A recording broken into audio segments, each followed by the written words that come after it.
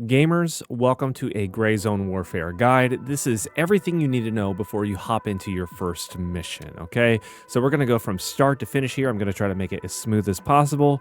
Here we go. You're gonna load up and you're gonna see this screen. You're gonna be able to sort of, edit what you look like, whatever. And then once you get to that point, once you make yourself look like you, if you wanna do that, you get to choose one of three factions. I have chosen the Superior Lemang Recovery Initiative because I'm a good guy. So I don't want to be associated with other pirates or bad genociders. Anyway, all right, so once you get to this screen, this is what your homie looks like.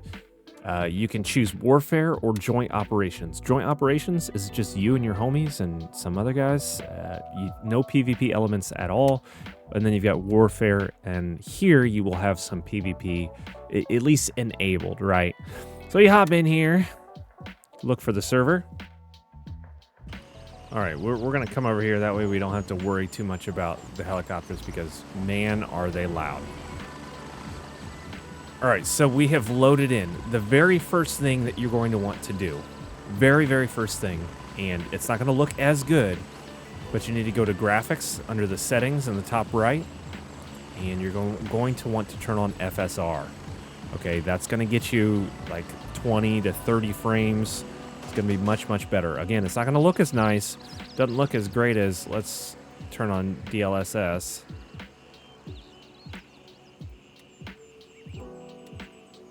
But it gets the job done. Okay, so anyway, once you do that, just apply. You want to hit escape, and this is going to pull up the menu. It's going to pull up everything you got. It's going to show you everything you need to know. So we're going to do a quick rundown of this. And I want to go through the different tasks up here, the different tabs, and we'll go from there. Okay, this is everything everything you're going to want to know. Obviously, you've got the helmet, you've got the headphones, which if you don't have headphones on, it does kind of lower the volume of some things, but it really is not that discernible, right? So you've got that fancy helmet, got those. You've got the plate carrier. And in this case, plate carrier is the body armor, so this system is sort of like Tarkov because you can also have a chest rig and body armor, so you can do that. You got your backpack, and on your backpack you can hold another weapon. This firearm here is your primary. There is no secondary. It's just on your backpack, and as of right now, there's no way to switch other than to drag and drop. This is your belt. You can put a couple things on your belt there, and this is your secure container. Right now, we'll go through that. I have the larger one. And then you've got pockets down here, very similar to Tarkov. You've got your health system. Now, this is cool. This is actually one of my favorite things about this game, because not only does it show things like blood, hydration, energy, things like that, the weight, the intoxication, the radiation, so you can be poisoned and irradiated. That's very interesting. It's got your whole body, and if you get hit, let's say in the leg, it'll have a red spot here that shows where you got hit. If you got hit near a vital, it's going to show maybe you've got a vital issue or in the head. It's going to show exactly where you got shot, and it's also going to show what kind of injury it is, right? So some of them may require bandages, some of them may require a surge kit. It will also have some effects. I believe it's up here. I haven't gotten to that point yet, but it'll have some effects up here of what's going on or what's not working right. Then you come over to apparel. This is everything that you have done before at the start screen. Really not that big a deal, but the camos and stuff, whatever. Not that big a deal. But if you do want to squat up with someone and be like, hey, I'm going to be rocking the woodland top. Just, I guess, remember that. Then you've got the vendors up here, and this is Handshake. Handshake has a lot of wearables. That seems to be his thing. You've got Gunny. He's got guns and obviously attachments as well. And then you've got Lab Rat, which she is the med queen. So she's going to have meds, stuff that you can drink, stuff that's going to help out for your health there. But these guys also have reputation. You can see that reputation there. And then there's tasks. You can get into tasks here that are right here. You hit accept, and then it comes down. I mean, it becomes part of your tasks in this task menu here. So you can find all those. For this one, you can see the spots on the map where those buildings are. I will show you the map here in a second. But with these, as you progress, as you level up, as you get more rep, you'll unlock more things to purchase, as well as Artisan, Turncoat, and Banshee. These guys are in the game. I do not have them unlocked yet, right? You can, in order to buy something, you just drag it over, boom, and then hit trade, and then you'll have it over here. Okay. Let's look at the map now. You can see all these helis and you can hear them all. So this is my base camp, the Lemang Recovery Institute. Down here is Mithras. This is Crimson Shield. Now all these towns directly outside of the camps are exactly the same when it comes to the setup. So there's some people like getting to a gas station here that are also trying to get to the gas station here. So those are all the very same, but all these other areas around here are going to be a little bit different, right? These are the POIs, the points of interest. And as you progress through the map, like as you get to this place and like the fort, that's going to have the highest tier loot, the hardest enemies, the hardest AI enemies, and you'll probably encounter a lot of PvP around those areas because those are, you know, a decent place to farm good gear. You will have this ground zero area. This is some mysterious happening here. Not sure exactly what happened, but you will have that there, and you'll be able to eventually learn that story. But if you go there now, you're going to get irradiated, and you're going to probably not. You're not going to make it. Okay. There's water around the outside. Looks great, but there's nothing. There's no real reason for it at the moment. It's just a boundary there. You also have these LZs. I'm going to show you how to use a helicopter here in a minute because that's sort of a confusing thing. What else? Let's go to character here, and we're going to want to talk about like the health, the ammo, stuff like that.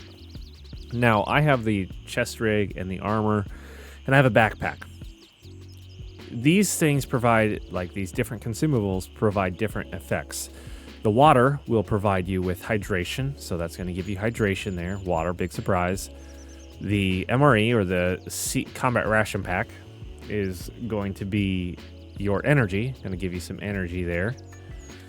And then the blood pack here, the blood bag, is going to give you blood because you lose blood. So if you're bleeding, you can actually bleed out here, which is kind of cool. The charcoal and stuff is probably going to fix intoxication, and then there'll be anti-radiation pills, or I'm guessing something along those lines. I didn't get to that in the beta there. You got different health options, which, by the way, if you haven't an IFAC, you want to bring that into, or an MPAC, you want to bring that into your secure container, which, I mean, that's what I'm going to do, and then you can put meds in it. Or since I have the supporter edition, I have 4 slots, and I brought that into there. So I've always got meds with me at all times. Weapons. There's not a ton of weapons in this build. I am kind of bummed that there's not a little bit more, but there are different kinds of ammo, and they're going to have different effects. So in this case, this is a 5.56 by 4.5. It's fired out of the M4A1, and it has a little bit of dispersion, so it's not super accurate. But this is the SP, so it's a soft point. Basically, what this does is if you hit the fleshy spots, it's going to expand a little bit more. If an enemy is not wearing armor, it's going to expand more and cause a little bit more damage and kill them a little bit easier. You've got things like the FMJ, which will have a little bit more penetration when it comes to that. It's got, like, this has a lead core. It is not going to be as effective against like fleshy targets because in theory it just goes right through the body, right? It doesn't expand at all. It doesn't hurt them. It just sort of goes right through the body, while the soft points, on the other hand, expand. So there are several different types of ammos here. You've got the 7.62 as well, the M80 7.62. These are going to be pretty effective even against armor and stuff like that. Most of the armor in the game, which if you want to check that, right click inspect. Most of the armor, like this is 3A, There's level 3. I have not seen a level 4 yet, but that may just be me because I have not gone that far. But that's what you're going to see. So a lot of these rounds are going to be effective, especially against fleshy spots, because the plate carrier is only going to cover your chest. All right, now I want to talk a little bit about the HUD, the information that you've got, the things that you need to know. You can see at the top left, that is your position, right? I can lay down or I can crouch. It's just going to show you what your position is. So let's say if you're running, I don't know, walking through the woods or something, and you just feel like you're moving too slow. I don't know. You may be crouched or prone if I don't know, if you're really not smart. You've also got a couple different lines that you need to worry about. As you can see, when I hold my rifle up like this, it's a little off-centered. I don't like that. There we go. You can see that the left bar is going down. That is arm stamina. That's something kind of like ground branch there. And then if you run around a little bit, I'm going to run all the way around, run away from this person because he's trying to get me. Let's go to the shooting range here. You can see that is now down about halfway, right? You've also got, let me move out of the way just in case someone's trying to shoot here. You've also got the compass at the top. You can remove both of those if you want in the settings. But I'd like to have them on. I like that little bit of information. So if you sprint a lot, and you have low arm stamina, it's going to be difficult to maintain a really good sight picture, a really good precise action there. You also have a hold breath mechanic to stabilize everything. Oh, shoot. Oh, gosh. So the keybinds, I'll tell you what just happened there. It's normally Alt. It is Alt, actually, but I have Alt right now as prone because Z is not in the keybind setting to go prone. It's just talk. So hang on, let me fix that. All right, so as I was saying, you ADS and you hold your breath. These are good guys. They're really stacked. They've got some good stuff on them. And you go from there. This is Tiger General. What are you doing, Tiger? That hurts. All right, you go for it, buddy. Anyway, so, there's also, if you want to slow crouch, you hold Alt or hold Control, and you can slow crouch that movement. Boom, boom, boom, boom. And then E and Q are the lean, but what's cool about Q is you will shoulder it to the other side. And then if you don't shoot anything, he's going to bring it down to low ready. You don't, I mean, it's really nothing happens other than it takes a second to get that weapon right back up. Speaking of that, if you are wondering how much is left, how much you have left, you can hit V, and it's going to show you on that right side. It's going to show you what kind of ammo you've got. It's going to show you how many are left. And if you want to Alt V, it's going to show you the whole inspect animation as well as the chamber. Open that up. You'll see what single fire mode. You'll see the zeroing, which if you hit page up, that's 500 meters. Page down, you go to 300 meters. This is as far as this will go, but there are obviously pistols and stuff that you can worry about there. Real quick, gamers, if you hit B, you can actually change from the fire mode there. This is automatic. This is semi-auto, single fire. And that's what the recoil looks like. I don't have any magazines, so I can't reload. Auto reload. Boom. There we go. Happy wife, happy life. There are a few hotkeys that you need to know as well. You could see 4 here. These are the hotkeys. So if you hit H, there will be medicine. If you hit G, that'll quick bring out a grenade. Or if you hit P, it's going to be a feed. So I don't have any food on me at this very moment. I do, but I don't really need it. So it just doesn't really matter. But you can use that as well on the fly. So G, H, and P. But I don't need that now. All right, if you head over to landing zone, here's how you get to the mission start. You bring up your map, which, by the way, that is not right. I hit M, and that just shows the surrounding area. So that's what you're going to be able to see with that little map. If you go to the big map, and let's say you want to drop into Fa Lang here. This is the only LZ that I unlocked. There's several LZs. There are many LZs, I should say, around the area that you can unlock. Servers are struggling a little bit today because it's day 1. But if I want to get here, what I do is I click on this and I call transport. And so it'll come pick me up and take me there. So let's say I'm way out here and I want to get over to this one, and there's a landing zone like right here. I believe there's one right here. It'll come to the closest landing zone to you and take you there. So that's how those work. And sometimes if there's too many helicopters in the air, it's not going to work. You're not going to be able to call a helicopter until they are back. I would recommend putting on an optic. You can get an ACOG from, let's see, vendors. You can get an ACOG from Gunny. I'll do that really quick here. Going to get an ACOG, trade.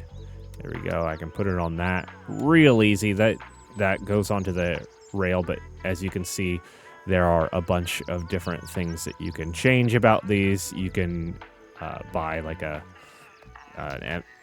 different kind of gas block and take off that front sight there. You can take off the carry handle.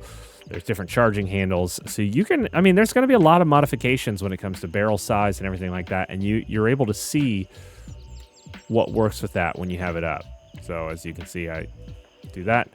All these yellow things will work with this weapon. There's a 10.5 inch barrel. All those things. It just depends on, what you've got on there. If you need an ACOG mount, by the way, if you want to take off the carry handle, what you do is you take off or buy this ACOG mount, and then you can mount it to that. You take off the carry handle. That's one of the things that I wanted to figure out before. So that's where that is. I believe that's it. Suppressors are, on here. You can modify your Glocks. I cannot wait for more weapons to be implemented. But that's it. So if you enjoyed it, give it a like. If you didn't, a dislike. I hope this helped you out. I'll try to put some chapters or some markers so that people can figure out things as they go. But until then, be bold, be courageous, stay gray.